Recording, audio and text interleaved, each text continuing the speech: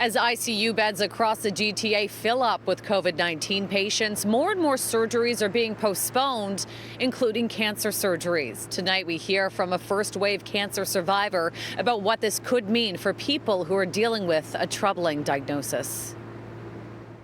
Are they trading one life for another? Kara Heitman was diagnosed with breast cancer just before the pandemic hit. Doctors found 6 tumors, and she was scheduled to undergo surgery in April. 3 days before, it was postponed. There was no expectation that the cancer would have been anywhere other than in my breast. And once I finally had the surgery, it had spread to my lymph nodes. So I can only assume that that weight was the cause of the spread. And CityNews is learning about vital cancer surgeries that are once again being put on hold. One man who wants to remain anonymous reached out to me saying that his wife is in a life and death situation. For the last 5 weeks, she's been waiting to be transferred here to Toronto General to have a tumor removed from her kidney. That surgery has now been delayed for a 4th time, and doctors are telling them that it could be several weeks before a bed becomes available. When you hear of stories like this, I mean, what goes through your head? It's frustrating. It's terrifying. My heart goes out to that person. It shouldn't happen. I mean, what we don't know is how the decisions are being made. And I don't think they're being very transparent about that, which is also frustrating. An Ontario oncologist, Dr. Timothy Hanna, tells me when it comes to cancer, timing is everything.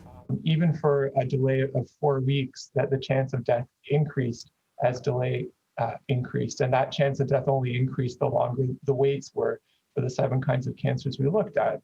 The first wave brought on a massive backlog of elective surgeries. According to the Canadian Medical Association Journal, between March and June, Ontario postponed more than 148,000, adding an average of 11,400 surgeries to the backlog every single week. The study estimates that Ontario doctors would have to operate on more than 700 people a week for the next year and a half just to get through the patients who were left waiting last spring.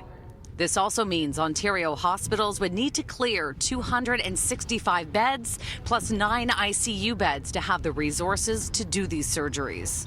To see that now we're exactly in that situation is, I think it's a signal that this government has utterly failed to protect Ontarians from the impacts of COVID-19, whether that's the direct impact when it comes to actually, getting the virus and having to deal with that, or whether that's the secondary impact.